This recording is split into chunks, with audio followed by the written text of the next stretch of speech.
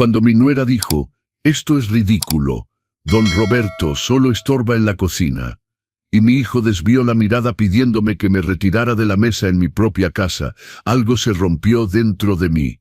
No era enojo, no era dolor inmediato, era una claridad helada, cristalina, que me hizo comprender que ese instante edeniría el resto de mi vida. Porque en ese momento preciso, a mis 87 años, yo, Roberto Alejandro Mendoza, descubrí que me quedaba una última batalla por librar, y esa no la perdería. Me llamo Roberto Alejandro Mendoza, 87 primaveras a cuestas, viudo, antiguo chef, reconocido en todo Oaxaca, mi casa, esta hermosa casona colonial del centro histórico, con sus muros de cantera verde y su patio con bugambilias que miran hacia el templo de Santo Domingo. La compré en 1973 con el dinero que había ahorrado centavo por centavo, trabajando 16 horas diarias. Esperanza, mi esposa, partió en 2019, llevándose consigo la luz de esta casa. Desde entonces vivo aquí con mi hijo único, Eduardo, y su esposa Sofía. Bueno, vivo es una palabra muy grande. Diría más bien que sobrevivo bajo su techo, bajo mi propio techo. En realidad, ese domingo de Pascua, me había levantado al alba como es mi costumbre. Los viejos hábitos nunca mueren realmente. A las 5 de la mañana ya estaba en la cocina, esa habitación inmensa con sus cazuelas de barro colgadas del techo, sus metates de piedra volcánica, que Esperanza tanto había deseado. Había decidido preparar una barbacoa de cordero de 7 horas, como lo hacía antaño para las fiestas familiares. El cordero venía del rancho El Encinal en Tinal en Tlacolula, esos criadores que conozco desde hace 40 años. Lo había comprado con mi propio dinero, en efectivo. Los billetes que siempre guardo en un sobre en el fondo de mi cartera. Recuerdo cada gesto de esa mañana. Marinar el cordero con chile guajillo, ajo asado, comino tostado, hojas de aguacate del árbol del patio. Preparar el adobo con pulque de Matatlán, ese que el nieto de mi antiguo proveedor todavía me trae discretamente. Pelar los nopales tiernos, esos que me gustan tanto, los que se deshacen en la boca. Preparar los frijoles negros de la milpa, esos que cultivo yo mismo en el huerto que Sofía quería convertir en estacionamiento tecado. Cada movimiento era una oración silenciosa, un diálogo con los fantasmas de mis recuerdos. Esperanza burlándose de mi manía de probar 3 veces la salsa. Las Pascuas de antaño cuando Eduardo era pequeño y me miraba cocinar con estrellas en los ojos. El aroma que se esparcía por la casa era magnífico. Ese olor de cordero confitado, de especias, de manteca dorada y chile. A las 10, Sofía bajó en bata, el cabello revuelto, su teléfono en la mano como una extensión de su brazo. Arrugó la nariz. ¿Qué es este olor? Parece cocina de asilo de ancianos. No respondí nada. Continué vigilando mi cocción, bañando delicadamente mi barbacoa. Ella suspiró ruidosamente, se sirvió un café y volvió a subir murmurando algo sobre los viejos que todavía se creen útiles. Eduardo apareció hacia las 11 en pants deportivo, los ojos hinchados de sueño. Trabaja en informática, desarrollador web freelance, lo que significa concretamente que pasa sus días frente a 3 pantallas en la antigua biblioteca de su madre, la que tiene vista al patio. Buenos días, papá. Podrías haberme preguntado antes de hacer todo esto. Pedir permiso para cocinar en mi propia cocina. He aquí a dónde habíamos llegado. Es Pascua, hijo. Quería dar un gusto. Asintió sin convicción y se escabulló. A la 1 dispuse la mesa del comedor, el mantel bordado de Oaxaca que Esperanza había recibido de su abuela, los platos de talavera poblana del servicio de nuestra boda, los vasos de vidrio soplado de Tonalá, herencia de mis padres. Incluso saqué los cubiertos de plata maciza, esos que solo sacábamos para las grandes ocasiones. Quería que fuera bonito, digno, como antes. Como cuando Esperanza estaba aquí, y esta casa todavía resonaba con risas y conversaciones, Traje la barbacoa en una cazuela de barro acompañada de todos esos acompañamientos dorados en manteca clarificada. La carne se desprendía con cuchara, exactamente como debía después de 7 horas de cocción lenta. Los nopales estaban crujientes por fuera, suaves por dentro. Los frijoles negros brillaban bajo su refrito. Era un platillo perfecto, técnicamente irreprochable. El tipo de platillo que me había valido mis reconocimientos hace 30 años, cuando todavía dirigía el restaurante La Estrella de Oaxaca en el Portal de Flores. Sofía se sentó suspirando, consultando siempre su teléfono. 38 años, antigua relacionista pública en una agencia de comunicación en Ciudad de México, hoy en reconversión profesional permanente, lo que significa que no trabaja desde hace 2 años. Llevaba un vestido de marca probablemente comprado con el dinero de la cuenta conjunta que comparte con mi hijo. Eduardo se instaló frente a ella, evitando mi mirada como lo hace desde hace meses ahora. Serví con cuidado, disponiendo en cada plato una hermosa porción de barbacoa rosada, algunos nopales, una porción de frijoles. Sofía picó con la punta de su tenedor, llevó un trozo a su boca. Esperaba. Ese momento frágil donde el cocinero espera el veredicto. Incluso a los 87 años, incluso después de toda una vida en las cocinas. Ella masticó lentamente, luego estalló en risa, no una pequeña risa cortés, una risa burlona, casi despreciativa. Pero esto es ridículo. ¿Qué es esta cosa? El cordero está demasiado cocido, los nopales nadan en grasa. Francamente, don Roberto solo estorba en esta cocina. Ya no tiene edad para jugar al gran chef. El silencio que siguió fue ensordecedor. Busqué la mirada de mi hijo. Eduardo fijaba su plato como si contuviera la respuesta a todas las preguntas del universo. Sus mandíbulas se contrajeron. Vi que iba a hablar y durante una fracción de segundo, esperé. Esperé que me defendiera, que le dijera a su esposa que pasaba los límites, que era mi casa, mi barbacoa, mi domingo de Pascua. En lugar de eso, murmuró sin mirarme, papá, quizás sería mejor si fueras a descansar a tu cuarto. Terminaremos la comida entre nosotros. Echarme de mi propia mesa, en mi propia casa. El día de Pascua. Me levanté con una lentitud calculada. Doblé mi servilleta, la bordada con mis iniciales, RAM. Aparté mi silla sin ruido. Tomé mi plato, el que acababa de llenar con tanto cuidado, y lo llevé hacia la cocina. Detrás de mí, escuché a Sofía reírse. Por fin, un poco de tranquilidad. No entiendo por qué se obstina en jugar al cocinero. A su edad, debería estar en un asilo, no estorbándonos. Estorbándoles. En mi casa, la que pagué 120,000 pesos en 1973, aproximadamente 600,000 pesos actuales, pero que hoy vale cerca de 2 millones según la última evaluación del notario. Esta casa de 300 metros cuadrados con su patio de 200 metros cuadrados en pleno centro histórico de Oaxaca. Subí a mi cuarto en el piso superior, el más pequeño, el que daba antiguamente al patio interior. Eduardo y Sofía ocupan la suite principal con vestidor y baño privado, la que Esperanza y yo habíamos acondicionado con tanto amor. Me senté en mi cama estrecha, mi plato de barbacoa enfriándose sobre mis rodillas, y comí solo. La barbacoa estaba perfecta. 7 horas de cocción exactamente como debía ser. La carne se deshacía. Las especias estaban equilibradas, los acompañamientos sublimes. Sofía no sabía nada. Pero ese no era el problema.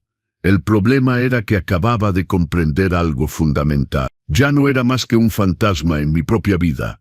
Déjenme contarles cómo llegué hasta aquí. Como un hombre que construyó su vida piedra por piedra, que trabajó como un condenado durante 60 años, que crió a su hijo en el amor y el respeto, llegó a ser echado de su propia mesa el día de Pascua.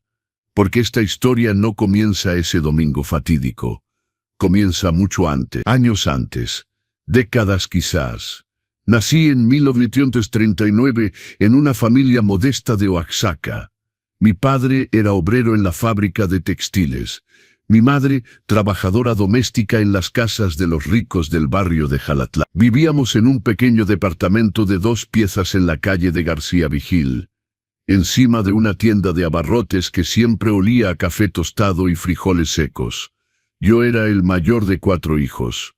El dinero era raro, contado, economizado centavo por centavo. Pero comíamos todos los días y sobre todo comíamos bien. Mi madre, Guadalupe, tenía ese don increíble de transformar casi nada en festín. Un esqueleto de pollo se convertía en un caldo dorado y nutritivo. Verduras un poco marchitas del mercado se metamorfoseaban en calabacitas guisadas perfumadas. El pan duro se reencarnaba en capirotada caramelizada que nos hacía salivar. Fue ella quien me transmitió ese amor por la cocina. No la cocina de los grandes restaurantes, todavía no, sino la cocina del corazón, la que alimenta el alma tanto como el cuerpo. A los 14 años, en 1953, dejé la escuela. Mi padre acababa de perder su empleo. Las fábricas cerraban una tras otra. Era necesario que yo trajera dinero a casa. Me presenté en todos los restaurantes de Oaxaca, buscando un puesto de ayudante de cocina, de lavaplatos, lo que fuera.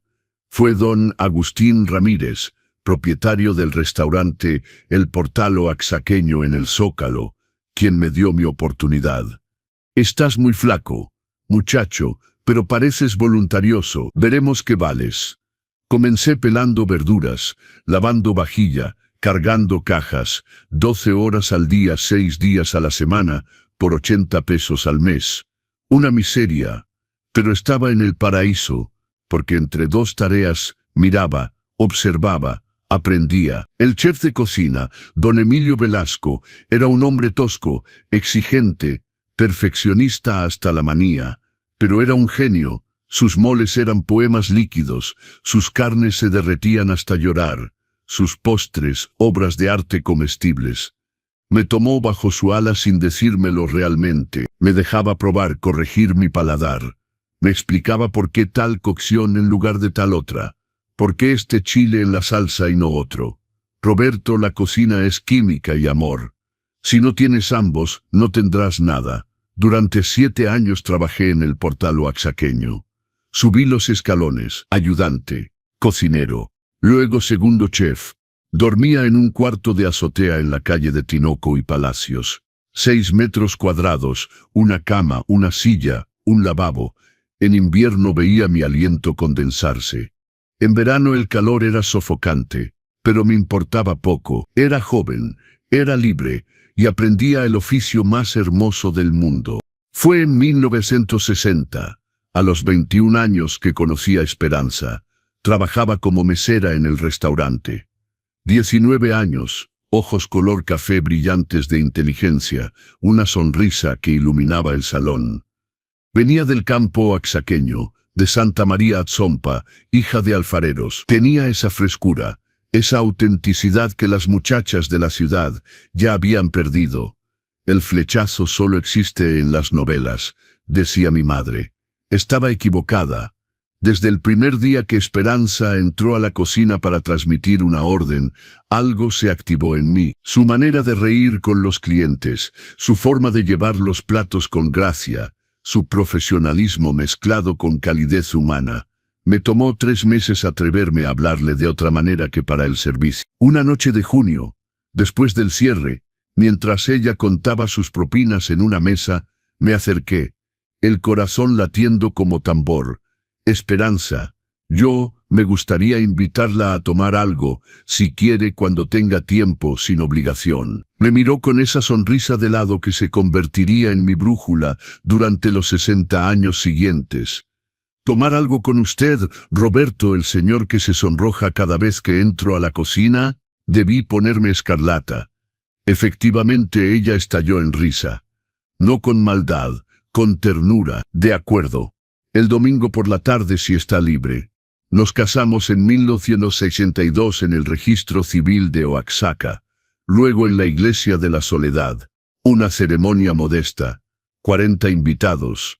Una comida preparada por mis propias manos y las de mi mentor, don Emilio. Esperanza llevaba un vestido simple de encaje blanco, comprado de segunda mano y retocado por su madre. Era la mujer más hermosa que jamás había visto. Nuestra luna de miel, 2 días en Monte Albán, en una pequeña posada que conocíamos. No teníamos dinero para más, pero teníamos lo esencial: amor, esperanza y proyectos que rebosaban de nuestras cabezas. Durante los primeros años de nuestro matrimonio, vivimos en un departamento de 2 habitaciones en la calle de Bustamante, encima de una tlapalería. Esperanza continuó trabajando en el restaurante hasta justo suficiente para vivir decentemente, no suficiente para ahorrar. Eduardo nació el 12 de marzo de 1965, un viernes por la mañana lluviosa. 3 kilos 200 pulmones que funcionaban de maravillas y juzgo por sus gritos. Recuerdo ese momento cuando la enfermera me lo puso en los brazos. Este pequeño ser rojo y arrugado que era mi hijo, mi heredero, mi futuro. Lloré como un niño. Esperanza estaba exhausta pero radiante. Tiene tus ojos, Roberto, y mi carácter, espero. Los años que siguieron fueron difíciles pero felices. Esperanza se ocupaba de Eduardo a tiempo completo. Yo trabajaba como un endemoniado. En 1968, don Emilio Velasco se jubiló. Postulé para el puesto de chef de cocina. Contra todo pronóstico, don Agustín Ramírez me eligió. A los 29 años era chef de un restaurante reconocido en la Guía Gastronómica de México. La presión era inmensa. Mantener la reputación, innovar sin traicionar el legado de don Emilio. Formar un equipo, gestionar proveedores, stocks, costos. Regresaba raramente antes de medianoche. Salía a las 6 de la mañana. Eduardo crecía sin conocerme realmente. Era Esperanza quien le daba el baño, quien le contaba historias, quien curaba sus raspones. Pero cada centavo que ganaba lo guardaba en una caja de zapatos primero, luego en una libreta de ahorro en la caja de ahorros de Oaxaca. Mi objetivo era claro: un día tener mi propio restaurante, ser mi propio patrón, construir algo duradero para mi familia. En 1973 la oportunidad se presentó. Un local se liberaba en el Portal de Flores, en pleno corazón del Zócalo de Oaxaca. 120 metros cuadrados, cocina profesional equipada, salón para 60 comensales. El propietario pedía 120,000 pesos, aproximadamente 600,000 pesos actuales. Había ahorrado 70,000 pesos en 6 años. El banco me prestó el resto después de estudiar mi proyecto. La Estrella de Oaxaca abrió sus puertas en septiembre. Esperanza había insistido en el nombre, en referencia a nuestra tierra que amaba tanto. La inauguración fue modesta. Algunos amigos, colegas, la familia. Eduardo, de 8 años, corría por todas partes en traje demasiado grande, orgulloso como pavo real de decir: mi papá tiene un restaurante. Los inicios fueron rudos. La competencia era feroz en Oaxaca. Había que hacerse un nombre, fidelizar una clientela, obtener críticas favorables. Trabajaba 18 horas al día, 7 días sobre 7. Esperanza gestionaba el salón, las reservaciones, la contabilidad. Dormíamos 4 o 5 horas por noche. Pero poco a poco el boca a boca funcionó. Mi especialidad, los platillos tradicionales, oaxaqueños revisitados con un toque moderno, seducía. Mi mole negro se hizo famoso en toda la región. Mi tasajo asado, con salsa de chapulines, hacía venir clientes desde la Ciudad de México. Mi flan de mezcal con até de membrillo terminaba las comidas en un suspiro de felicidad. En 1977, un crítico de la Guía Gastronómica de México vino, incógnito, obviamente. Pidió el menú degustación, 7 platillos, maridaje de mezcales y vinos. Me superé esa noche sin saber siquiera que mi futuro se jugaba ahí. 2 meses después cayó la noticia. La Estrella de Oaxaca recibía su primer reconocimiento nacional. Máxima distinción en cocina tradicional oaxaqueña. Tenía 38 años. Lloré al leer la carta. Esperanza también. Eduardo, de 11 años, no comprendía realmente la magnitud de la cosa. pero veía nuestras lágrimas de alegría y reía con nosotros. Este reconocimiento cambió nuestras vidas. Las reservaciones explotaron. Los precios aumentaron, los ingresos también. En 2 años reembolsé íntegramente el préstamo bancario. Pude contratar más personal, invertir en equipo de mejor calidad, comprar directamente a los mejores productores. Y sobre todo, en 1978, pude comprar esta casa. La donde vivo todavía hoy. La de donde mi hijo quería expulsarme. Era una casona colonial del siglo XVIII, propiedad de un médico jubilado que se iba a vivir a Veracruz. 300 metros cuadrados habitables, 6 recámaras, 3 baños, un inmenso salón con chimenea de cantera, un comedor que podía acoger a 20 personas, una cocina de ensueño, y ese patio. 200 metros cuadrados de vegetación con vista al templo de Santo Domingo. Bugambilias centenarias, un viejo pozo, un corredor con arcos de cantera verde. Precio, 120,000 pesos, aproximadamente 600,000 pesos actuales. Una fortuna, pero había ahorrado y sobre todo tenía confianza en el futuro. Esperanza se enamoró de esta casa desde la primera visita. Corría de una habitación a otra como una niña, imaginando ya la decoración, los arreglos, las recepciones que podríamos organizar. Eduardo, de 13 años, estaba fascinado por el patio, ya planeando dónde construiría su cabaña. ¿La tomamos, Roberto?, me preguntó Esperanza con los ojos brillantes. La tomamos, mi amor. Nos mudamos en junio de... Era buen estudiante, trabajador, respetuoso. Un poco tímido quizás. Un poco demasiado en su burbuja, pero bueno, fundamentalmente bueno. Los domingos, nuestro único día de cierre, organizábamos comidas familiares. Los padres de Esperanza venían de Atzompa. Mi madre, viuda desde hacía poco, venía con mis hermanos y hermanas. Éramos a veces 15, 20 alrededor de la gran mesa. Yo cocinaba por placer, no por crítica. Platillos simples, generosos que olían a infancia y tradición. Eduardo ayudaba en la cocina, torpemente, pero con entusiasmo. Quería ser chef como papá. Me hacía 1000 preguntas sobre las técnicas, los ingredientes, las combinaciones. Le enseñaba pacientemente, feliz de transmitir mi saber. Papá, ¿por qué pones chile guajillo en el mole y no chile de árbol? Porque el guajillo no enmascara el sabor delicado del chocolate. Hijo, el de árbol sería demasiado picante, aplastaría todo. Asentía gravemente como si acabara de revelarle un secreto de estado. En 1900, la estrella de Oaxaca obtenía el Premio Nacional de Gastronomía Tradicional. La máxima consagración. Estaba en la cumbre de mi arte, reconocido por mis pares, respetado por la profesión.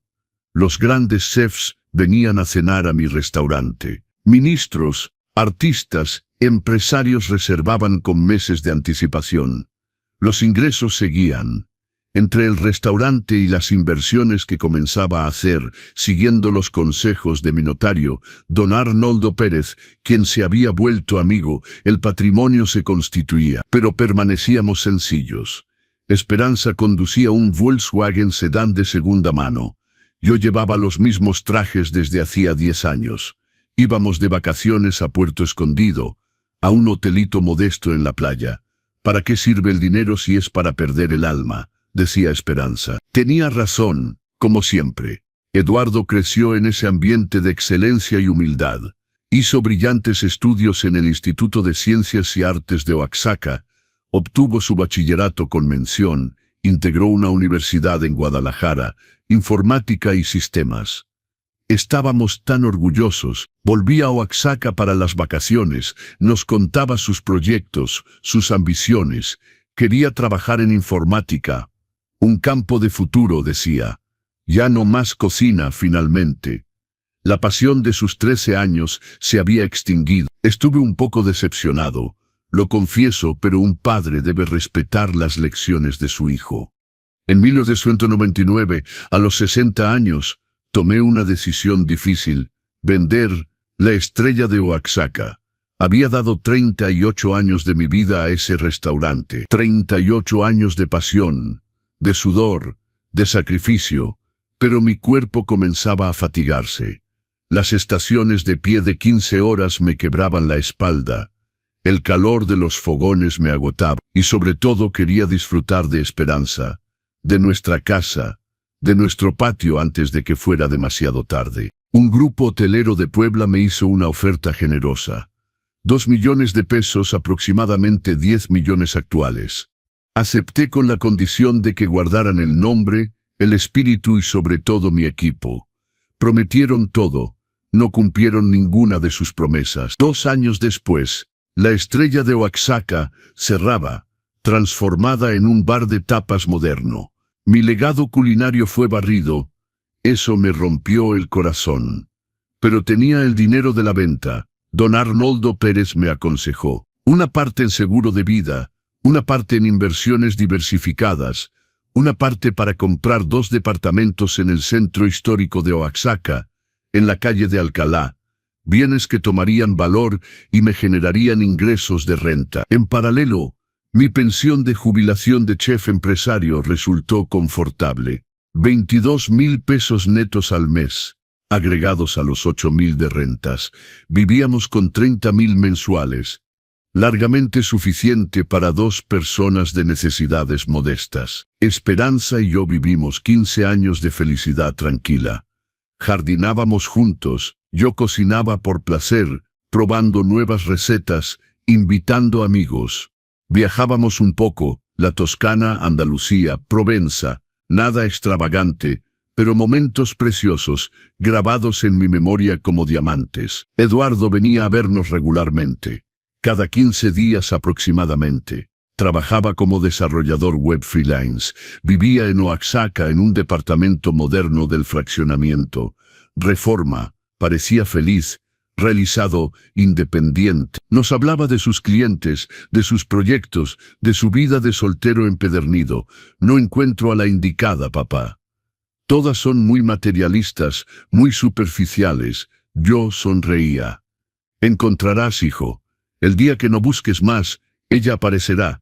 Y apareció efectivamente. Sofía Márquez, 35 años, relacionista pública en una agencia de comunicación en la Ciudad de México. Se conocieron en un congreso profesional en la capital. Eduardo participaba para presentar sus servicios de desarrollo. Flechazo, según Eduardo. 6 meses después, en diciembre de 2017, se casaban. Una ceremonia rápida en el registro civil de Oaxaca. Sin iglesia, sin gran recepción. Queremos algo íntimo, había explicado Sofía con una sonrisa que encontré un poco forzada. 20 invitados. Un cóctel en un salón privado de un hotel del centro. 2 horas de celebración expedita. Esperanza me había susurrado al oído. Esta muchacha no me gusta, Roberto. Mira nuestra casa como un promotor inmobiliario. Mira un terreno para construir. Vamos, mi amor, no seas tan dura. Eduardo la ama. Es lo esencial. El amor ciega. Y tu hijo siempre ha sido un poco ingenuo. Esperanza tenía razón. Como siempre. Los primeros meses Sofía jugó el juego. Sonriente, atenta, interesada por nuestras vidas. Hacía muchas preguntas sobre el restaurante, sobre mis años de gloria, sobre la casa, siempre la casa, su valor, su mantenimiento, su superficie. Esta casona es magnífica, don Roberto. Debe valer una fortuna hoy, ¿no? Con el mercado inmobiliario que se dispara, permanecía evasivo. Es nuestra casa, Sofía. No una inversión. Luego Esperanza cayó enferma. Marzo de 2018. Cáncer de páncreas diagnosticado en estadio avanzado. Estadio 4. Los médicos fueron honestos. 6 meses a 1 año de esperanza de vida. Quimioterapia paliativa. Cuidados de confort. Preparación a lo inevitable. El mundo se derrumbó. Esperanza, mi esposa, mi cómplice, mi amor de 60 años, iba a morir y yo no podía hacer nada. Solo sostenerla, apoyarla, acompañarla en esta última prueba. Eduardo vino a menudo al principio. Lloraba viendo a su madre debilitarse, adelgazar, perder su cabello. Sofía lo acompañaba a veces, pero siempre se quedaba retirada, incómoda, consultando su teléfono en la sala de espera del hospital. No soporto los hospitales, explicaba. Luego las visitas se espaciaron. Un cliente urgente, un proyecto que no podía esperar. Sofía que no se sentía bien. Siempre una excusa. Esperanza se dio cuenta. Eduardo ha cambiado desde que está con ella. Se volvió distante, preocupado como si calculara constantemente algo. Está enamorado, mi amor. Eso vuelve egoísta a veces. No, Roberto. No es egoísmo amoroso. Es otra cosa. Ten cuidado cuando yo no esté más. Protégete. Protege nuestro patrimonio. No digas eso. Vas a curarte. No, mi amor. No voy a curarme. Y tú lo sabes. Prométeme que tendrás cuidado. Prometí con la garganta apretada. Esperanza murió un martes de octubre de 2019 a las 4 de la mañana en el Hospital Civil de Oaxaca. Estaba solo junto a su cama. Le sostenía la mano. Abrió los ojos una última vez, me sonrió débilmente y murmuró: «Gracias por todo, mi amor. Cuídate». Luego nada más. El pitido regular del monitor cardíaco se convirtió en un largo silbido continuo. Las enfermeras acudieron.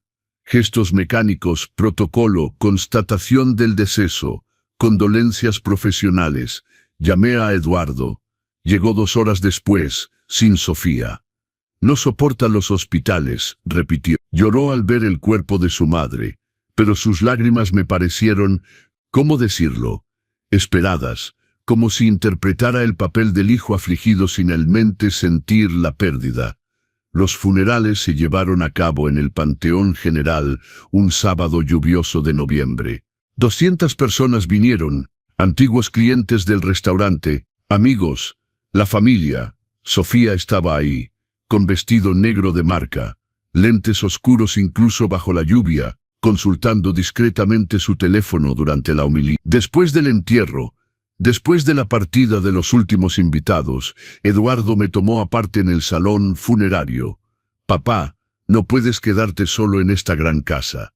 A tu edad es peligroso, y si te caes en la escalera, y si tienes un malestar en la noche». Sofía y yo reflexionamos. «Vamos a venir a instalarnos contigo. Así estarás seguro.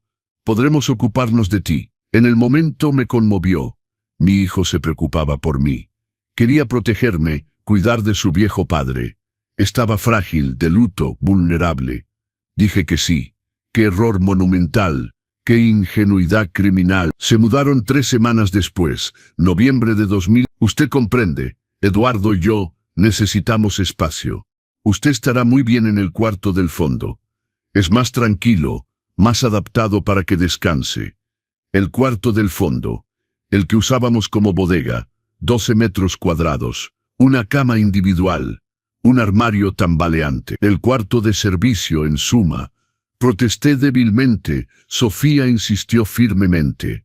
Eduardo desvió la mirada. Cedí porque todavía estaba de luto, porque ya no tenía fuerzas para pelear, porque quería creer que era temporal. Las primeras semanas todo parecía soportable. Sofía preparaba a veces la cena. Platillos industriales recalentados, arroz instantáneo, nuggets de pollo congelados. Nada que ver con la cocina verdadera, pero al menos hacía un esfuerzo. Eduardo se ocupaba de algunas compras. Me preguntaba qué necesitaba, compraba mis marcas preferidas. Pasaba de vez en cuando por mi cuarto para ver cómo estaba. Pero muy rápido la atmósfera cambió. Sutilmente primero, luego cada vez más abiertamente. Una mañana de diciembre de 2019, bajé a las 6 para preparar mi café. Sofía ya estaba en la cocina en bata, con aire contrariado. «Don Roberto, necesitamos hablar. Hace demasiado ruido por las mañanas. Las puertas que cierran de golpe, la cafetera que ruge, sus pasos en la escalera. Eduardo trabaja hasta tarde en la noche. Necesita dormir. Podría ser más discreto. Ser discreto en mi propia casa, para no molestar a la gente que vivía en mi casa gratuitamente. Voy a tener cuidado, Sofía. Y ya que estamos en esto, Esta costumbre de cocinar todos los días es realmente necesaria. Perfuma toda la casa. Nos da hambre cuando no siempre tenemos ganas de comer sus platillos pesados y grasosos. Mis platillos pesados y grasosos, mis creaciones que habían recibido los máximos reconocimientos nacionales. Cocino para mí y Sofía, no están obligados a comer lo que preparo. Justamente, es un desperdicio. La electricidad del horno, el gas de las hornillas, el agua para los trastes. Todo eso cuesta caro. Habría que pensar en economizar. En mi casa, pagada desde hacía 30 años, con mi dinero, mis facturas pagadas con mi pensión. Febrero de Sofía apareció una noche con un fajo de documentos y su sonrisa más melosa. Don Roberto, reflexionamos con Eduardo, para simplificar la gestión de la casa. Sería más práctico que depositara su pensión en una cuenta conjunta que vamos a crear los tres. Así pagamos centralmente todos los gastos: electricidad, agua, gas, impuestos, comida, mantenimiento. Y le daremos un poco de dinero para gastos personales cada semana, digamos 1,000 pesos. Será mucho más simple. Ya no tendrá que preocuparse por las facturas, las transferencias, todo eso. Nos ocupamos de todo. Dinero para gastos personales. 1,000 pesos por semana, cuando mi pensión era de 22,000 pesos al mes y mis rentas de 8,000. 30,000 pesos mensuales, de los cuales querían dejarme 4,000. Rechacé cortésmente pero firmemente. Le agradezco, Sofía, pero prefiero gestionar mis cuentas yo mismo. Estoy acostumbrado. Su sonrisa se congeló. No confía en nosotros. No es cuestión de confianza, es cuestión de autonomía. Su autonomía, don Roberto. Hablemos de eso. A su edad, con sus pequeños problemas de memoria. No tengo ningún problema de memoria. En serio, porque la semana pasada olvidó cerrar el gas. Mentira, nunca olvido cerrar el gas. Nunca. 60 años de oficio. Reflejos anclados en la médula. Eduardo intervino, incómodo. Papá, es realmente más práctico así. Confía en nosotros. No, Eduardo, es no. Sofía salió de la cocina dando un portazo. Eduardo me miró con esa mezcla de reproche y resignación que se convertiría en su marca de fábrica.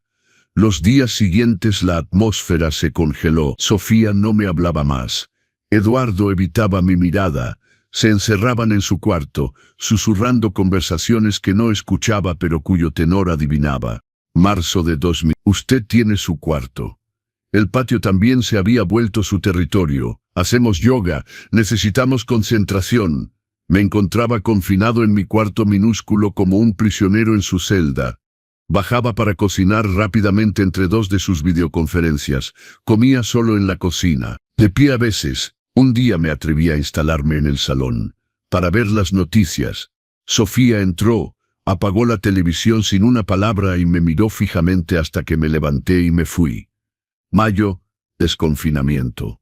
Pero nada volvió a la normalidad. Una mañana bajé y encontré cajas en la entrada.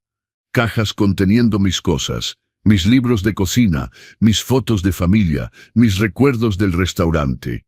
¿Qué es esto?, pregunté a Sofía. Reorganizamos los espacios. Don Roberto, su cuarto estaba saturado. No es sano a su edad. Hicimos una selección. Las cosas útiles están en las cajas. El resto lo tiramos. En los contenedores afuera. El camión de recolección pasa mañana. Me precipité afuera. 3 grandes bolsas negras de basura. Las abrí con el corazón latiendo. Adentro fotos de Esperanza y yo el día de nuestra boda. El delantal de cocina que llevaba don Emilio Velasco, mi mentor, y que me había regalado el día de mi partida. Las primeras críticas de la Estrella de Oaxaca enmarcadas. El diploma de mi premio nacional. Decenas de libros de recetas anotados de mi puño.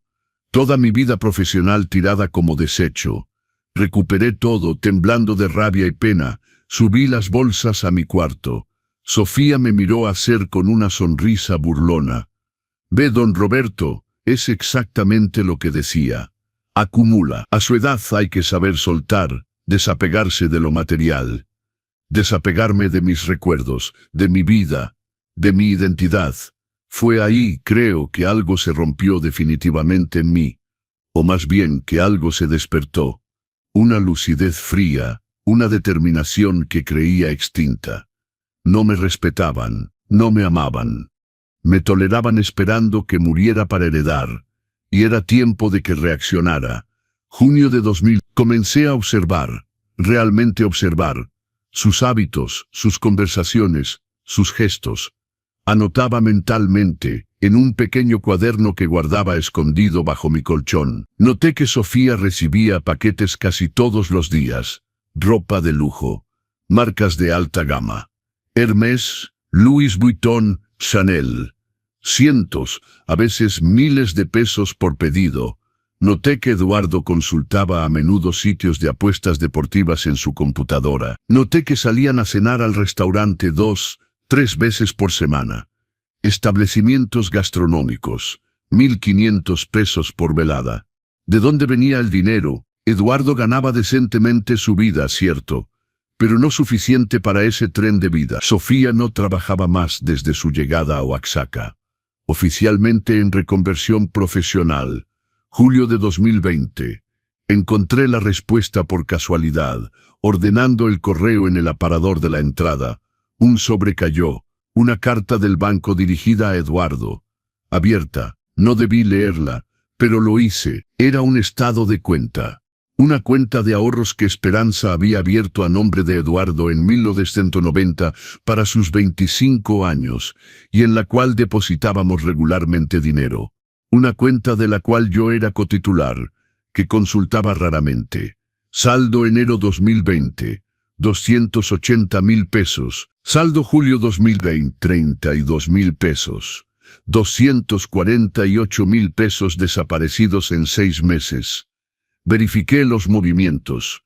Retiros regulares, 20,000 aquí, 15,000 allá, 10,000 acullá. Siempre por debajo del umbral de 50,000 pesos que habría desencadenado una alerta automática. Eduardo había vaciado la cuenta sin pedirme, sin prevenirme. Era su cuenta, cierto. Pero yo era cotitular. Y sobre todo, era el dinero que su madre y yo habíamos ahorrado para él, para su futuro. Para un proyecto importante. No para financiar los caprichos de Sofía y sus apuestas perdidas. Confronté a Eduardo esa misma tarde. Esta cuenta de ahorros. La vaciaste. Parpadeó. La necesitaba. Inversiones profesionales. Equipo informático. 248,000 pesos de equipo informático. Y capacitaciones para perfeccionarme. Mentira. Lo veía en sus ojos. En su manera de tartamudear. Es para Sofía. Para su ropa. Para sus restaurantes. No. Bueno, papá, tenemos derecho a disfrutar un poco de la vida. No, Eduardo. Este dinero era mío de todas formas. Este dinero era para tu futuro. Para comprar un bien inmueble, crear tu empresa. Algo sólido. No para despilfarrarlo en futilidades. Tus futilidades, como dices, es mi vida. Y además, seamos honestos, papá. Tú tienes los medios de sobra. Tienes esta casa que vale una fortuna. Tus departamentos, tu pensión confortable. Nosotros batallamos. Es normal que nos ayudes. Que los ayude, alojándolos gratuitamente en mi casa que vale 2 millones de pesos. Pagando todos los gastos, la comida, el mantenimiento, mientras él derrochaba decenas de miles de pesos en superfluidades. Si batallan tanto, Eduardo, encuentra un empleo verdadero, un contrato fijo. Un salario estable. El trabajo asalariado es la esclavitud moderna. Papá, tú no puedes comprender. Eres de otra generación. La esclavitud moderna. El muchacho que había crecido en la comodidad, que nunca había carecido de nada, que había estudiado en las mejores escuelas, me hablaba de esclavitud. Esta conversación no llevó a ninguna parte. Eduardo se cerró. Sofía, que había escuchado detrás de la puerta, entró furiosa. Es usted egoísta, don Roberto. Guarda todo para usted mientras su hijo se defiende para sobrevivir. Tiene millones que duermen y se niega a ayudarlo. ¿Millones? ¿Cómo lo sabes? Vimos las cartas de su notario. Esta casa vale al menos 2 millones de pesos, sus departamentos igual, sin contar sus inversiones, sus seguros de vida. Habían hurgado en mis papeles, violado mi intimidad, calculado mi patrimonio. Salga de esta habitación, Sofía. ¿Qué? Dije salga. Esta conversación no le concierne. Todo lo que toca al dinero en esta familia me concierne. Soy la esposa de su hijo. Es una invitada en mi casa, y acaba de pasar los límites. El silencio que siguió estaba cargado de electricidad. Sofía me miraba fijamente, los puños apretados, el rostro escarlata. Eduardo miraba hacia otro lado. Cobarde como siempre. Finalmente ella escupió. Un día, viejo desecho, esta casa será nuestra, y ese día será usted quien se largue. Salió dando un portazo. Eduardo la siguió sin una palabra, sin una mirada para mí. Esa noche, acostado en mi cama estrecha en mi cuarto minúsculo, tomé una decisión. Iba a protegerme, jurídicamente, financieramente, emocionalmente. A la mañana siguiente llamé a don Arnoldo Pérez, mi notario. Arnoldo, necesito verte rápidamente y discretamente. Por supuesto, Roberto. Mañana a las 3 en el despacho. Perfecto. La cita duró 3 horas. Expliqué todo a don Arnoldo. La situación, los abusos, las amenazas, los robos disfrazados. Me escuchó atentamente, tomando notas. Roberto, estás en una situación que desafortunadamente veo cada vez más seguido. Hijos que se aprovechan de sus padres ancianos, que los despojan progresivamente. Hay que actuar. Y rápido. ¿Qué me aconsejas? Varias cosas. Primero, asegurar tu patrimonio. Crear un fideicomiso para los departamentos. Solo tú como fideicomitente. Modificar los beneficiarios de tu seguro de vida. Redactar un testamento nuevo perfectamente blindado. Luego, documentar todos los abusos, fotos, grabaciones si es posible, testimonios. Construir un expediente jurídico sólido. Y para la casa, es más delicado. Mientras vivan ahí no puedes expulsarlos fácilmente. Es tu hijo, pero puedes tomar medidas preventivas. Una donación con reserva de usufructo a una fundación, por ejemplo. Así a tu muerte la casa no irá a Eduardo sino al organismo que hayas elegido. Y sobre todo, hazte establecer un certificado médico completo que atestigue tu plena capacidad mental. Porque si comprendí bien, podían intentar hacerte pasar por senil. Exactamente. Don Arnoldo lo había comprendido todo. Pasamos las semanas siguientes poniendo todo en orden, discretamente, meticulosamente. Cada firma, cada documento, cada trámite era una piedra más en la fortaleza que construía alrededor de mi dignidad y mi patrimonio. Paralelamente consulté al doctor Ramírez, mi médico desde hacía 30 años. Le expliqué la situación. Fue categórico. Roberto, voy a hacerte pasar todas las pruebas cognitivas existentes.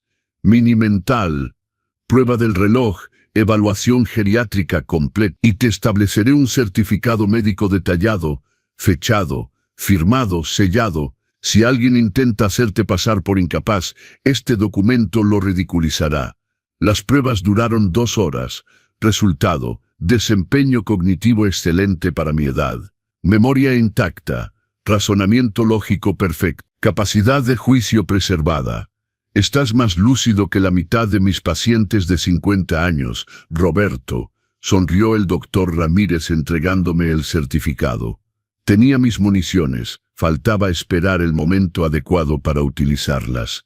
Ese momento llegó más temprano de lo previsto, en julio de 2023.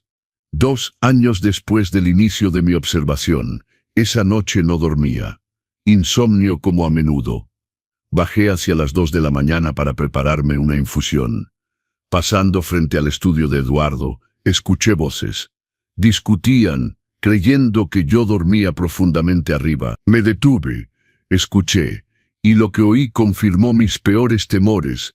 No podemos continuar así eternamente, decía Sofía con esa voz molesta que conocía tan bien. Tu padre va a vivir hasta los 100 años. Es sólido como una roca. Mientras tanto estamos atrapados aquí soportándolo, caminando sobre cáscaras de huevo. Es insoportable. Lo sé, mi amor, pero ¿qué quieres que haga? Es mi padre, justamente. Es tu padre y eres su único heredero. Esta casa vale una fortuna. Los departamentos también. Y ciertamente tiene ahorros que no conocemos.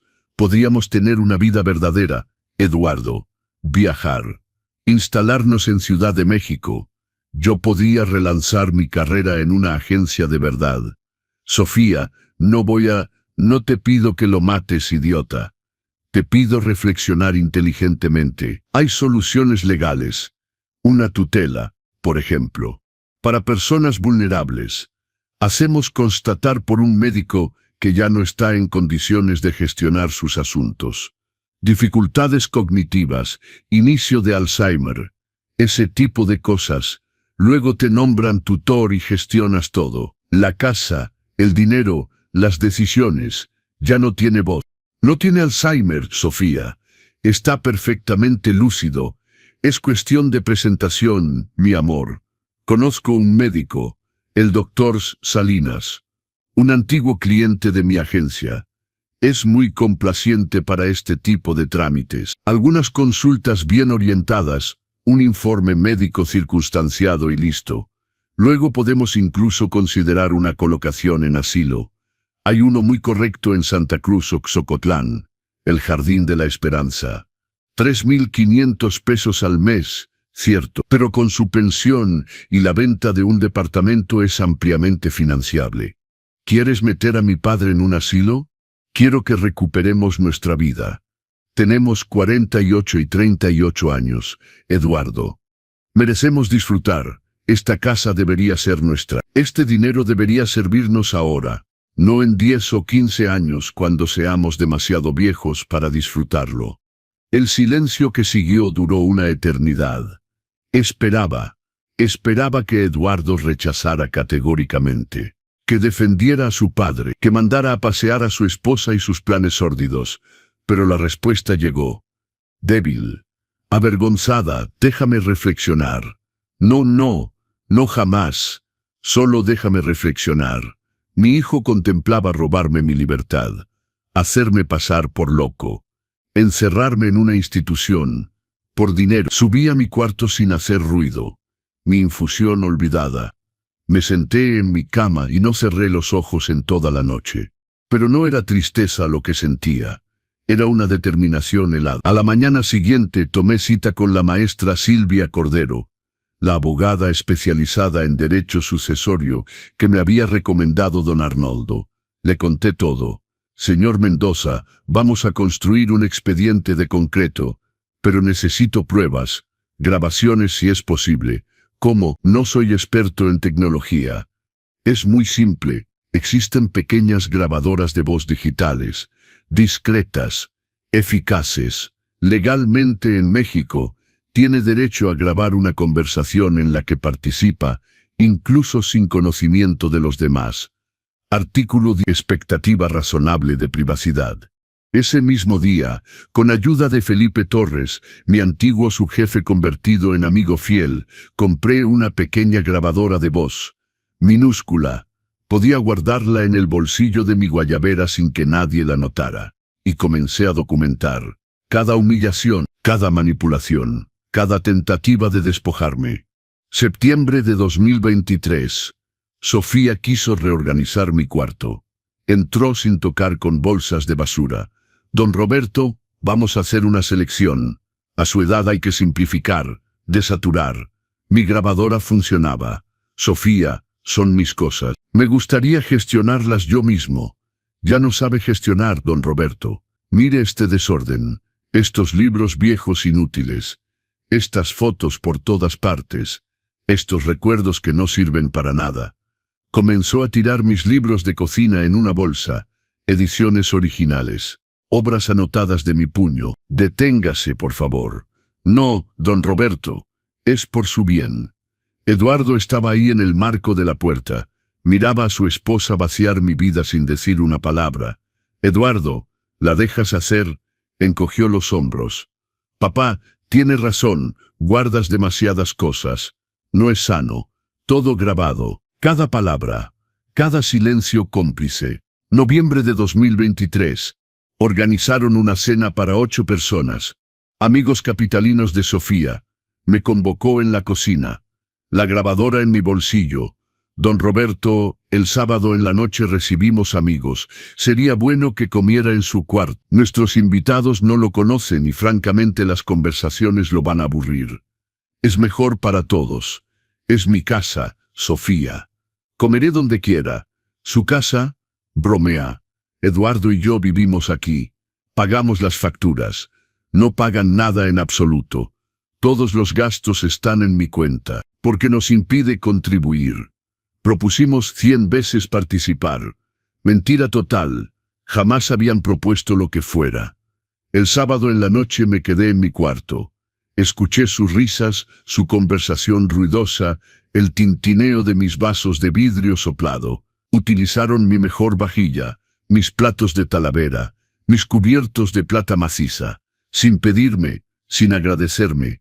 Al día siguiente, limpiando descubrí que un vaso estaba roto. Un tonalá que valía al menos 500 pesos. Sofía, el vaso de vidrio soplado está roto. Así, un accidente. Pasa. Era un tonalá de mi servicio de boda. Don Roberto, francamente a su edad, debería relativizar. Es solo un vaso. No nos llevamos nada a la tumba. Solo un vaso. Un pedazo de mi historia con esperanza, reducido a solo un vaso. Diciembre. Sofía comenzó a hablar abiertamente del doctor Salinas.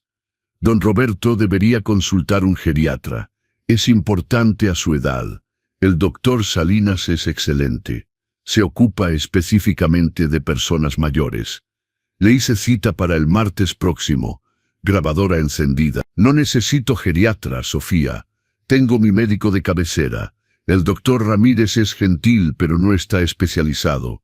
El doctor Salinas hará un balance completo. Es importante para su seguridad. Para mi puesta bajo tutela, quiere decir. Rechaza cuidar su salud. Eduardo, ¿oyes esto? Eduardo suspiró. Papá, hazlo para tranquilizarnos. Finalmente acepté, sabiendo exactamente lo que se tramaba. La cita estaba fijada el 15 de enero de 2024. El doctor Salinas era exactamente lo que imaginaba. Consultorio privado lujoso en Reforma. 55 años. Traje de 3 piezas. Sonrisa profesional un poco demasiado amplia. Mi grabadora funcionaba en mi bolsillo. La consulta duró 45 minutos. Preguntas orientadas, sesgadas, concebidas para hacerme decir que estaba confuso, perdido, incapaz. Señor Mendoza, ¿qué día es hoy? Martes 15 de enero de 2024. ¿Y qué edad tiene? 86 años. ¿Vive solo? Con mi hijo y mi nuera. ¿Y quién gestiona sus cuentas, sus facturas? Yo mismo. ¿De verdad? ¿Está seguro? Porque la señora Márquez me explicó que tenía a veces dificultades. La señora Márquez se equivoca. Gestiono mis asuntos perfectamente. Tomó notas con aire dubitativo. ¿Le sucede olvidar cosas, no saber dónde está? Jamás. Su familia se preocupa por usted. Mi familia se preocupa sobre todo por mi patrimonio. Levantó los ojos, sorprendido. ¿Qué quiere decir? Exactamente lo que digo, doctor. No soy senil. Sé perfectamente lo que pasa y sé por qué estoy aquí. El resto de la consulta fue tenso. Al final me estrechó la mano con una sonrisa crispada. Voy a hacer un informe completo para su familia, señor Mendoza. Haga, doctor. Haga. 2 semanas después Sofía recibió el informe. Nunca vi el contenido oficial, pero imagino fácilmente. El señor Mendoza presenta signos de confusión, de trastornos de memoria, de dificultades para gestionar sus asuntos corrientes. Una colocación bajo protección jurídica sería deseable, salvo que este informe no tenía ningún valor frente al certificado del doctor Ramírez, establecido por mi médico tratante de 30 años, con pruebas completas como apoyo. Abril de 2024. Las cosas se aceleraron. Sofía encontró un pretexto para hurgar en mi escritorio. Buscaba mis papeles, mis estados de cuenta bancarios, mis documentos de seguro de vida. No los encontró, porque todo estaba en casa de don Arnoldo, a salvo. Su frustración era palpable. Mayo de 2024, Eduardo me anunció que iban a renovar la casa. Papá, esta casa es vieja. Hay que modernizarla para que guarde su valor. Vamos a hacer trabajos importantes. Impermeabilización del techo, cambio de ventanas, renovación de la cocina y los baños. Va a costar caro. Unos 300,000 pesos, pero es una inversión. 300,000 pesos de trabajos en mi casa sin mi autorización. ¿Y quién va a pagar esos trabajos? Pues tú, papá. Es tu casa. Justamente, es mi casa, y no quiero trabajos. No puedes quedarte en el pasado. Esta casona se cae a pedazos. Mi casona estaba perfectamente mantenida. Techo impermeabilizado en 2016. Ventanas cambiadas en 2000. Los vamos a hacer de todas formas. Por tu bien. Por mi bien. O para desalojarme temporalmente, colocarme en algún lugar durante los trabajos y nunca dejarme volver. Fue en ese momento, en mayo de 2024, que supe que era tiempo de actuar, que no podía esperar más, que iban a pasar a la acción y que debía adelantarme. Convoqué una reunión con don Arnoldo y la maestra Cordero. Finalizamos todos los documentos. La donación con reserva de usufructo a la Fundación Mexicana de Apoyo a la Vejez. El testamento nuevo. Los cambios de beneficiarios. La constitución del expediente jurídico con todas las grabaciones transcritas y certificadas. Todo estaba listo. Solo esperaba el detonador. El momento en que cruzarían la línea roja una última vez. Ese momento llegó ese domingo de Pascua, cuando Sofía se rió de mi barbacoa, cuando Eduardo me pidió que dejara mi propia mesa, cuando comprendí que ya no era más que un obstáculo a eliminar. El lunes siguiente al domingo de Pascua, me levanté muy temprano, me puse mi mejor traje, el de lana gris que llevaba en las grandes ocasiones del restaurante. Fui a la peluquería para que me afeitaran. Tomé un taxi hasta el despacho de don Arnoldo Pérez. Arnoldo, vamos, hoy, sonrió. Esperaba este momento, Roberto. Todo está listo. A las 11 de la mañana todos los documentos estaban firmados. La donación estaba registrada, irrevocable. La casa, los departamentos, todo estaba protegido. A las 2 de la tarde, el licenciado Gutiérrez, notificador judicial, se presentó en el 24 de la calle García Vigil. Eduardo y Sofía estaban ahí, sorprendidos por esta visita inesperada. Señor Mendoza, ¿podría confirmar su identidad? Decliné mi estado civil con voz clara y firme. Eduardo y Sofía me miraban perplejos. Lo que siguió lo conocen. La notificación de la donación. El anuncio de la demanda judicial por tentativa de fraude. La notificación de desalojo. Sus rostros. La estupefacción. La rabia. La incredulidad. Papá, ¿qué hiciste? Lo que debí hacer hace tiempo, Eduardo. Protegerme. De ti, de tu esposa, de su codicia. Las semanas que siguieron fueron tensas pero liberadoras.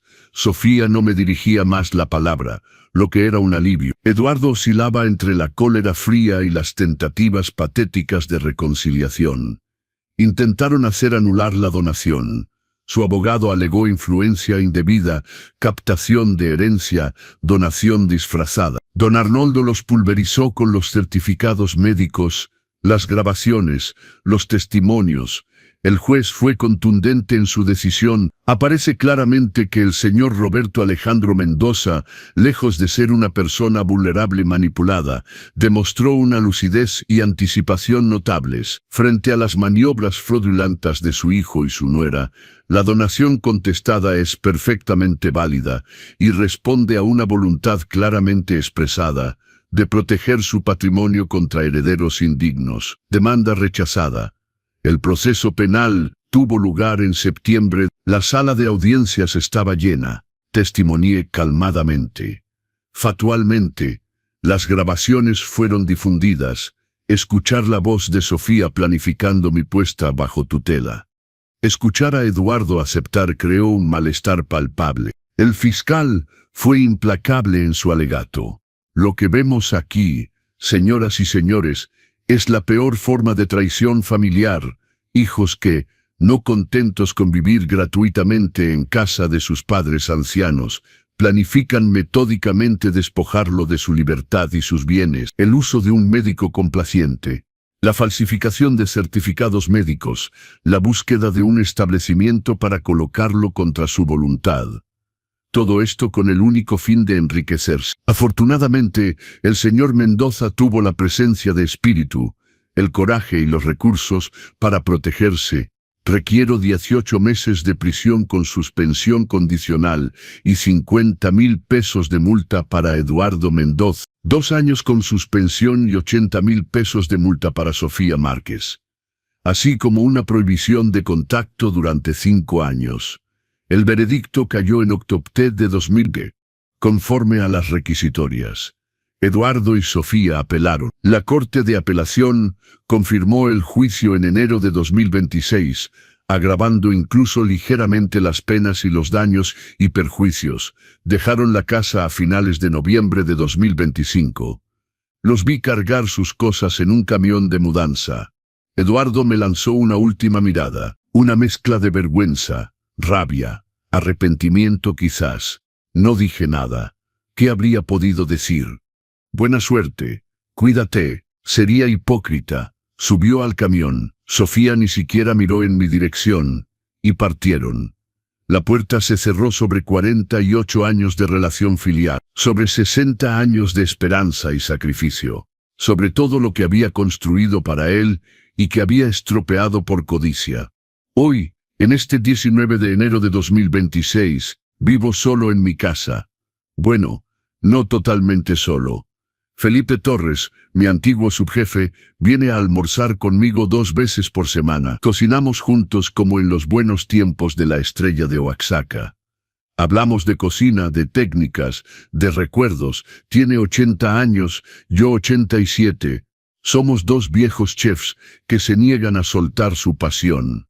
La semana pasada preparamos un mole negro, el verdadero, a la antigua, con el caldo preparado el día anterior, los chiles tostados en el comal, la salsa ligada con chocolate de Oaxaca.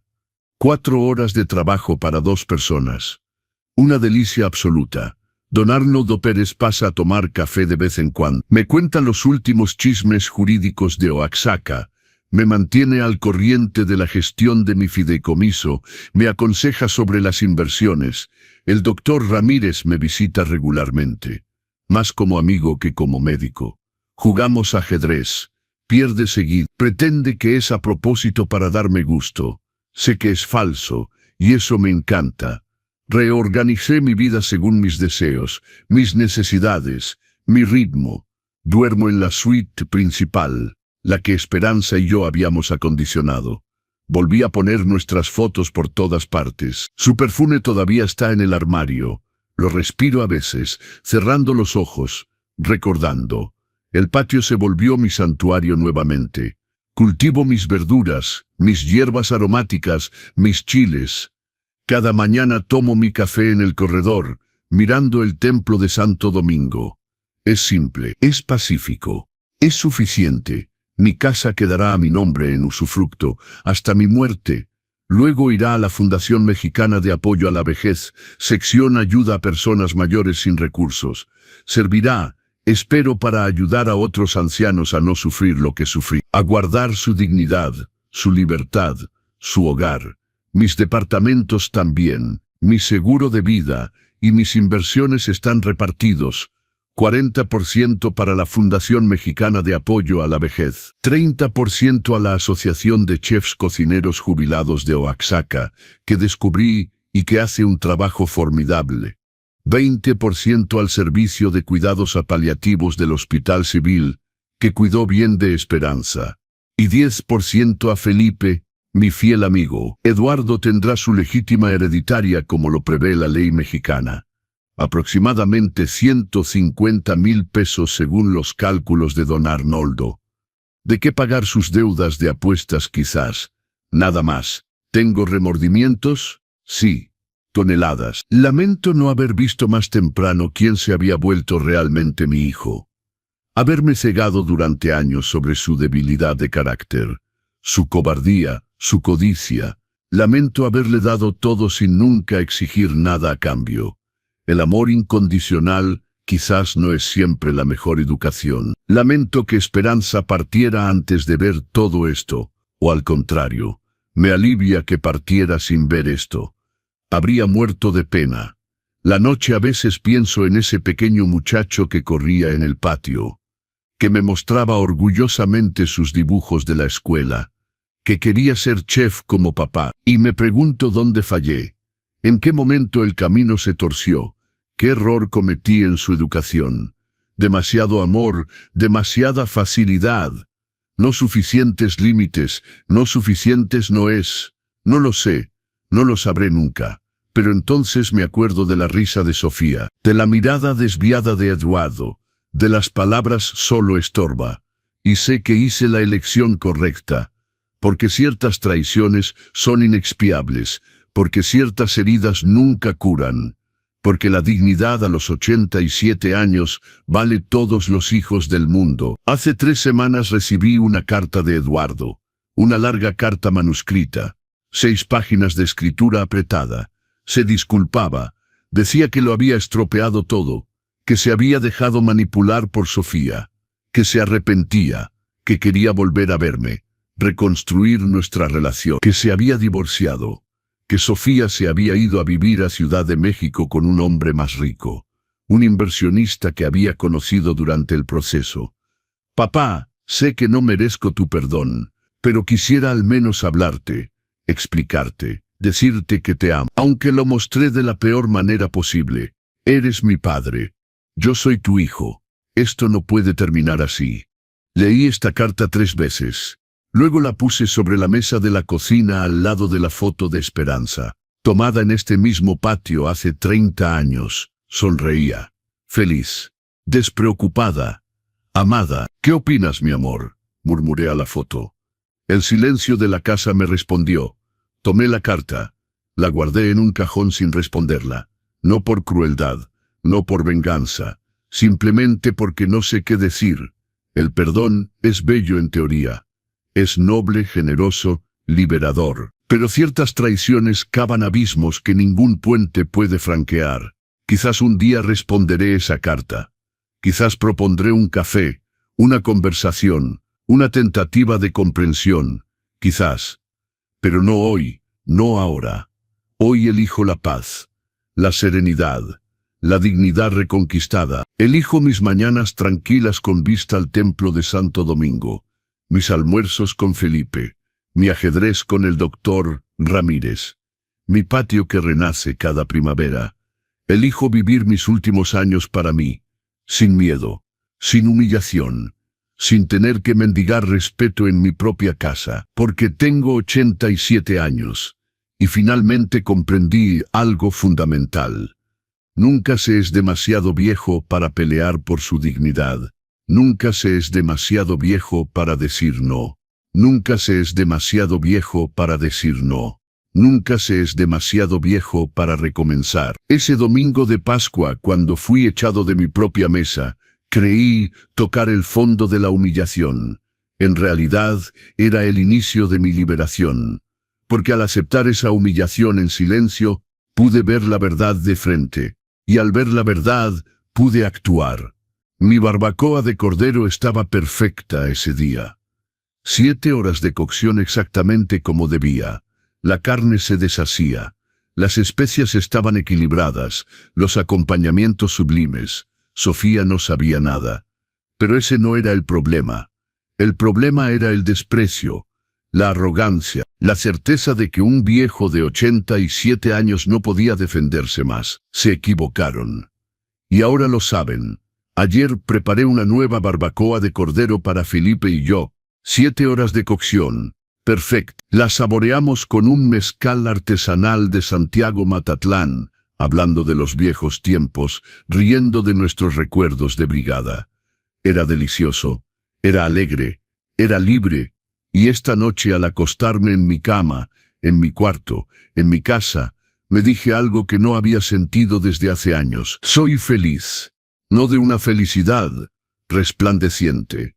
No, de una felicidad tranquila. La de un hombre que libró su última batalla. Y que la ganó. La de un padre que perdió a su hijo, pero que reencontró su dignidad. Y entre los dos, sé lo que elegí. Sé lo que cuenta realmente. Esta es mi historia. La historia de un viejo que se creía terminado, disminuido, explotable, y que demostró que a los 87 años todavía se pueden tener recursos, voluntad y sobre todo, la última palabra. Si esta historia les conmovió, si tienen un padre anciano a su alrededor, tómense el tiempo de escucharlo realmente, de respetarlo, no por su dinero, no por su herencia futura, sino por lo que es, por lo que logró, por el amor que les dio, porque el día que se den cuenta de que lo perdieron, a menudo es demasiado tarde. Y contrariamente a un platillo fallido, una relación familiar rota no se rehace. Yo, Roberto Alejandro Mendoza, antiguo chef, reconocido nacionalmente, viudo amoroso, padre traicionado, hice mi elección. Elegí la dignidad antes que la humillación, la justicia antes que la resignación, la soledad pacífica antes que la compañía tóxica. Y cada mañana, cuando me despierto en mi cuarto, en mi casa, libre y respetado, me digo que hice bien, aunque mi barbacoa de Pascua nunca fue apreciada a su justo valor por quienes debían. Porque al final, no era la barbacoa lo que contaba, era el respeto, la dignidad, el amor verdadero, y eso, ningún reconocimiento nacional, ningún patrimonio, ninguna herencia puede reemplazarlo. ¿Les gustó esta historia de dignidad reencontrada y justicia familiar? No olviden darle me gusta a este video, compartirlo con sus seres queridos y suscribirse al canal, Los Consejos del Abuelo, para más relatos auténticos y emotivos. Díganme en los comentarios, ¿piensan que don Roberto tuvo razón de llegar hasta el final? ¿De qué ciudad de México nos escuchan? ¿Han vivido una situación similar en su familia? Recuerden, el respeto no tiene edad y la dignidad no tiene precio. Una familia que solo los ama por su dinero no es una familia verdadera. Cuiden a sus mayores. Escúchenlos, respétenlos, no por lo que poseen, sino por lo que son. Muy pronto para una nueva historia. Mientras tanto, cuídense y cuiden a quienes aman de verdad. Un gran agradecimiento por su fidelidad. Y no olviden, la mejor venganza es la que se prepara con cuidado, paciencia y lucidez. Como un buen platillo, como una barbacoa de 7 horas. Hasta pronto, permítanme contarles algo más sobre esos meses entre el desalojo y hoy. Porque la historia no termina con el veredicto del juez. La verdadera transformación vino después, cuando la casa quedó vacía de su presencia tóxica y pude respirar nuevamente.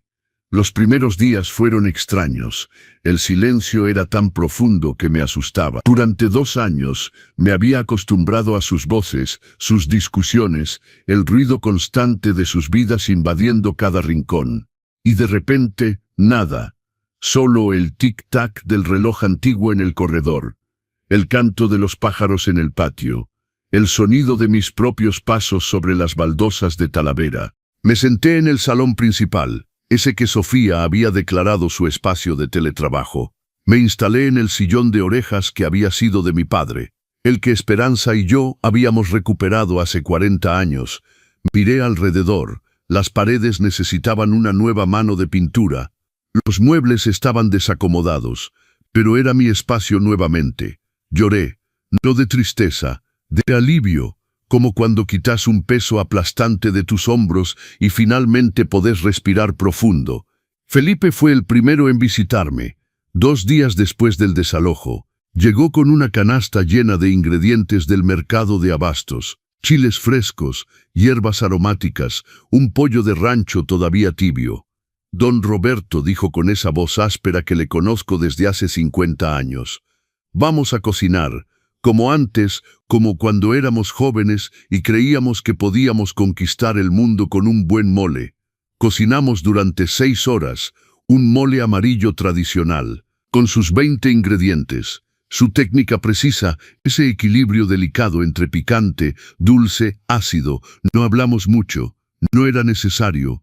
El lenguaje de la cocina dice más que 1000 palabras. Cuando probamos el resultado, Felipe cerró los ojos. Todavía lo tienes, Roberto, ese don, esa magia que hace que un platillo simple se convierta en poesía. La magia nunca se va, Felipe, solo se duerme, esperando el momento correcto para despertar. Poco a poco otros amigos regresaron, antiguos clientes de la Estrella de Oaxaca, colegas chefs que había perdido de vista, vecinos del barrio que siempre me habían respetado. Mi casa se llenó nuevamente de vida, pero esta vez, vida verdadera, no la farsa tóxica que Eduardo y Sofía habían representado. Organicé una comida en diciembre pasado, una celebración pequeña, 12 personas, todos mayores de 60 años, todos con historias similares a la mía, hijos que habían decepcionado, familias que se habían roto, dignidades que se habían reencontrado. Preparé todo yo mismo, una entrada de chapulines con sal de gusano y tortillas recién hechas, un caldo de piedra servido en jícaras de barro, tasajo asado con salsa de chile pasilla, mole negro con pollo de rancho, y de postre, nicuatole de maíz morado con ate de membrillo. La mesa estaba hermosa, el mantel bordado de esperanza, la vajilla de talavera, los vasos de vidrio soplado que habían sobrevivido, velas de cera de abeja iluminando los rostros. Durante la comida cada uno compartió su historia. Don Héctor, 82 años, antiguo maestro de escuela, despojado por su hija de sus ahorros de toda una vida. Doña Carmen, 79 años, antigua bordadora, expulsada de su taller por su yerno. Don Pancho, 90 años, antiguo músico, internado contra su voluntad en un asilo hasta que sus nietos lo rescataron. Historias de abuso, de manipulación, pero también de resistencia, de victoria, de dignidad recuperada. ¿Saben qué descubrí?, dijo doña Carmen, sus ojos brillando a la luz de las velas. Que cuando te arrebatan todo, cuando tocas el fondo absoluto, ahí es cuando descubres de qué estás hecho realmente. Y resulta que estamos hechos de acero, no de papel. Todos brindamos, con mezcal artesanal, el bueno, el que se saborea lentamente, honrando a los que se fueron, celebrando a los que quedamos. Esa noche, después de que todos partieron, me quedé solo en el comedor, rodeado de platos vacíos, vasos usados, servilletas arrugadas, los hermosos desechos de una velada exitosa, y me di cuenta de algo. Durante 2 años con Eduardo y Sofía, esta casa había estado llena pero vacía. Ahora, incluso cuando estoy solo, está llena, llena de recuerdos verdaderos, de amor auténtico, de la presencia invisible de esperanza que nunca me abandonó realmente.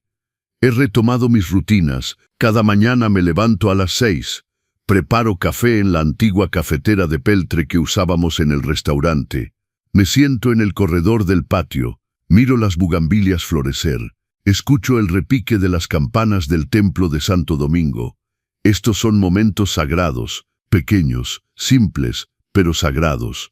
Después del café, camino por el patio, reviso mis plantas, las hierbas aromáticas que crecen en macetas de barro. El árbol de aguacate que planté el año que nació Eduardo, todavía da frutos, todavía vive, como yo, cocino todos los días, no por necesidad, por placer, por terapia, porque cada platillo que preparo es un acto de resistencia contra todo lo que intentaron hacerme creer, que era inútil, obsoleto, estorbo. Cada salsa perfectamente equilibrada les dice, estaban equivocados. Cada tortilla hecha a mano declara, todavía tengo valor. Cada mole que toma 6 horas les grita, mi tiempo no es desperdicio, es creación. He comenzado a escribir. Recetas, sí, pero también memorias. La historia del restaurante, las anécdotas de 50 años en las cocinas, los secretos que don Emilio me enseñó y que yo quiero preservar para las generaciones futuras. No para Eduardo, él eligió su camino, sino para otros jóvenes, los que todavía respetan la tradición, los que entienden que cocinar no es solo mezclar ingredientes, es preservar cultura, es transmitir amor, es mantener viva la memoria de los que vinieron antes. La semana pasada vino un periodista del periódico Noticias de Oaxaca. Quería hacer un reportaje sobre los chefs históricos de la ciudad. Me entrevistó durante 3 horas. Le mostré fotos antiguas de la estrella de Oaxaca. Le conté historias de clientes famosos, de platillos legendarios. Don Roberto me preguntó al final, ¿cuál es el secreto de un buen platillo? Pensé un momento, el mismo secreto de una buena vida.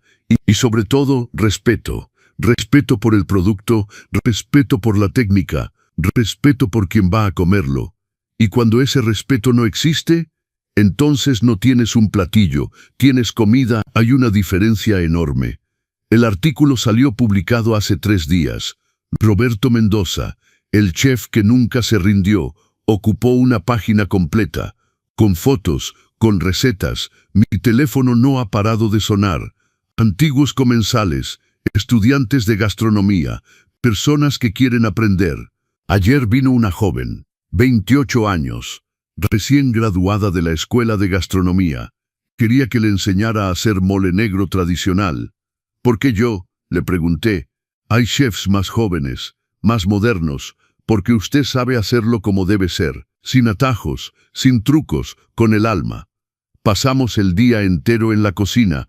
Le enseñé a tostar cada chile en el comal, a moler en el metate de piedra, a cocinar lentamente, pacientemente, dejando que los sabores se desarrollen. Don Roberto me dijo cuando terminamos, esto es lo que quiero hacer. No comida rápida, no fusiones raras. Esto, comida verdadera, con historia, con significado.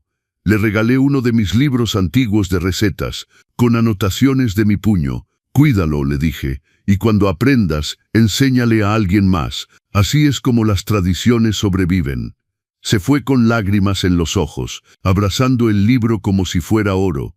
Y yo me quedé pensando, quizás esa es mi verdadera herencia, no los bienes materiales que Eduardo codiciaba, sino el conocimiento, la técnica, el amor por el oficio que puedo transmitir a quien realmente lo valore. Don Arnoldo vino ayer por la tarde. Tomamos café en el patio. Me contó que Eduardo le había contactado. Quería saber si había alguna manera de revertir la donación. Le dije que no, explicó don Arnoldo, que la donación es irrevocable, que los documentos están en orden perfecto, que no hay ningún recurso legal posible. ¿Cómo reaccionó? Se enojó, amenazó, pero son amenazas vacías. Ya perdió todos los recursos legales. El caso está cerrado. Me quedé callado un momento, mirando las bugambilias. ¿Crees que algún día entenderá? ¿Qué cosa? Que lo que perdió no fue dinero, fue algo mucho más valioso. Don Arnoldo asintió lentamente. Algunos nunca entienden, Roberto, y ese es su castigo, vivir el resto de sus vidas sabiendo que tuvieron un tesoro y lo despreciaron. Esa noche saqué nuevamente la carta de Eduardo del cajón. La leí por 4ª vez. Las palabras sonaban sinceras. Pero ¿cuántas veces las palabras suenan sinceras y resultan ser solo manipulación? No lo sé, y esa incertidumbre me mata. Porque a pesar de todo, a pesar de la traición, del dolor, de la humillación, una parte de mí todavía ve a ese niño de 8 años corriendo en el patio, gritando, «Papá, mira lo que hice», mostrándome un dibujo, una tarea, un proyecto. Ese niño existió, era real. ¿En qué momento se transformó en el hombre que me traicionó? ¿O ese hombre siempre estuvo ahí, escondido, esperando la oportunidad? Estas preguntas no tienen respuesta, y quizás está bien así. Quizás no todo necesita una explicación. A veces la vida simplemente es, y nuestra única opción es decidir cómo respondemos. Yo elegí responder con dignidad, con justicia, con amor propio. Fue la decisión correcta. Para mí sí, para Eduardo, probablemente no. Pero ya no es mi responsabilidad proteger a Eduardo de las consecuencias de sus acciones. Es adulto. Hizo sus elecciones, ahora debe vivir con ellas, como yo vivo con las mías. Anoche cociné para mí solo, una cena simple, quesadillas de flor de calabaza, frijoles refritos, salsa verde con chile de árbol, tortillas recién hechas. Me senté a la mesa del comedor, la grande, la que puede acomodar a 20 personas, solo yo en una punta, mi plato, mi vaso de agua. el silencio de la casa, y fue perfecto, no triste, no solitario, perfecto, porque era mi elección, mi comida, mi tiempo, mi vida. Después de cenar, lavé los trastes lentamente, disfrutando el agua tibia, el jabón con aroma a limón, la satisfacción de dejar todo limpio y ordenado. Luego me senté en el salón, puse música, música vieja, boleros que Esperanza y yo bailábamos cuando éramos jóvenes. Bésame mucho, perfidia, solamente una vez, cerré los ojos, y por un momento sentí su presencia, no de manera sobrenatural, sino en la memoria, en el amor que construimos, en los 60 años que compartimos. Hice bien mi amor, susurré al aire, y en mi corazón escuché su respuesta, la misma que me habría dado si estuviera aquí. Hiciste lo que tenías que hacer, Roberto. Defendiste tu dignidad. Protegiste nuestro legado. Estoy orgullosa de ti. Abrí los ojos. La habitación estaba vacía, pero no me sentía solo, porque finalmente comprendí algo. Esperanza nunca se fue realmente. Está en cada rincón de esta casa, en cada objeto que elegimos juntos, en cada decisión que tomé basándome en los valores que ella me enseñó. Y Eduardo, aunque físicamente fue mi hijo durante 48 años, ya no es parte de mi vida. No por odio, no por venganza, sino por supervivencia, porque mantenerlo cerca significaría traicionar todo lo que Esperanza y yo construimos. Esta casa tiene nuevos habitantes ahora, invisibles pero presentes, los recuerdos felices, las amistades verdaderas, el respeto por uno mismo, la dignidad recuperada. Y con esos habitantes, esta casa está más llena que nunca. Mañana Felipe viene nuevamente. Vamos a preparar tamales oaxaqueños, los de mole negro. Trabajo de todo el día. Masa de maíz nixtamalizado, hojas de plátano del mercado, mole preparado desde cero, pollo cocido perfectamente. Haremos 4 docenas, algunos para nosotros, el resto para repartir, a vecinos, a amigos, a personas que aprecian el esfuerzo, el amor, la tradición, porque eso es lo que hago ahora. Comparto, no por obligación, sino porque quiero, con quien lo merece, con quien lo valora. Y esa libertad de elegir, de decidir quién merece mi tiempo, mi esfuerzo, mi amor, es el regalo más grande que me di al expulsar a Eduardo y Sofía de mi vida. La carta sigue en el cajón, sin respuesta. Quizás mañana la conteste, o la semana próxima, o nunca, porque finalmente aprendí que no le debo nada a nadie, excepto a mí mismo, y a mí mismo me debo respeto, paz, dignidad, amor, todo lo que me negaron durante 2 años, todo lo que ahora tengo en abundancia. Esta mañana, mientras escribo estas últimas palabras, el sol apenas comienza a salir sobre Oaxaca. Los rayos dorados tocan las cúpulas del templo de Santo Domingo. Las bugambalias en mi patio brillan con rocío. Un nuevo día comienza, como todos los días. Pero este se siente diferente, definitivo, porque hoy tomo la decisión final sobre la carta de Eduardo. La saqué del cajón por última vez, la extendí sobre la mesa de la cocina. Al lado, coloqué una foto, Eduardo a los 8 años, sonriente, inocente, sosteniendo un trofeo de la escuela. Segundo lugar en ciencias naturales. Estaba tan orgulloso. Nosotros también. Miré la foto durante largo rato, buscando respuestas en esos ojos infantiles. ¿En qué momento se perdió ese niño? ¿O nunca existió realmente? ¿Era solo una proyección de mis esperanzas, mis sueños de padre? No lo sabré nunca. Y finalmente hice las paces con esa incertidumbre. Tomé una pluma, papel de carta. El bueno, con el membrete grabado que mandé hacer hace 30 años. Roberto Alejandro Mendoza, chef propietario, la estrella de Oaxaca. Aunque el restaurante ya no existe, ese título todavía me define, porque no es lo que haces, es quién eres.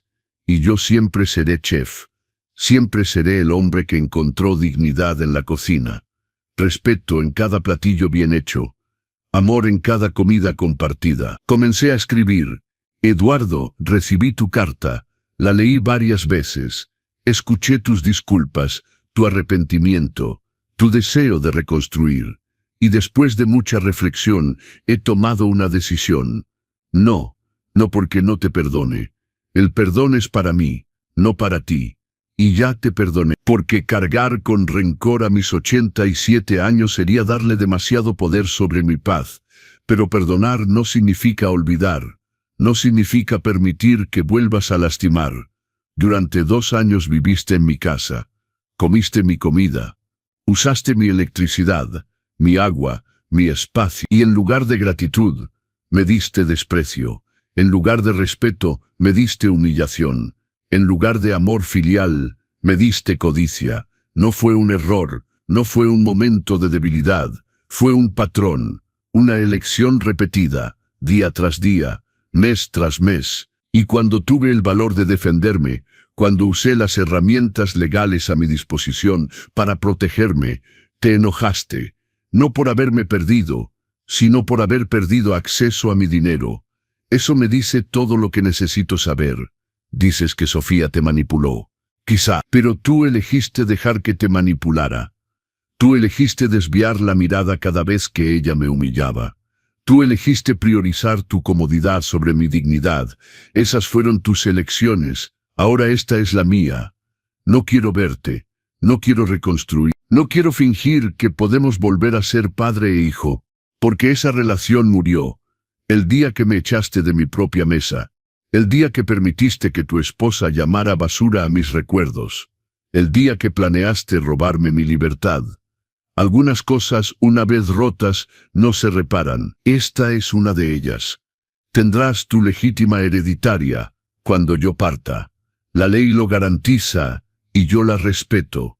Será suficiente para que empieces de nuevo, para que pagues tus deudas, para que construyas una vida sin depender de herencia. Pero todo lo demás, todo lo que construí con tu madre, todo lo que representa nuestro amor y nuestro sacrificio, irá a donde debe ir, a personas que lo valorarán, instituciones que lo usarán para bien, amigos que merecen ser llamados familia. No te odio, Eduardo, pero ya no te amo como se ama a un hijo. Ese amor requiere respeto mutuo, confianza, reciprocidad, y tú destruiste todo eso. Lo que siento ahora es indiferencia. Y eso, curiosamente, es peor que el odio, porque el odio todavía es una conexión. La indiferencia es la ausencia total de vínculo. Eres un extraño que casualmente comparte mi apellido. Nada más. Vive tu vida. Aprende de tus errores. Sé mejor con las personas que encuentres en el camino. Pero no me busques más. Esta puerta está cerrada, y no se volverá a abrir. Con esto me despido, no con amor, sino con paz. La paz de saber que hice lo correcto. Para mí, para la memoria de tu madre, para la dignidad que tanto nos costó construir. Adiós, Eduardo. Roberto Alejandro Mendoza. Doblé la carta, la metí en un sobre. Escribí su dirección, la que don Arnoldo me había dado. Un departamento pequeño en la colonia Reforma. Alquilado.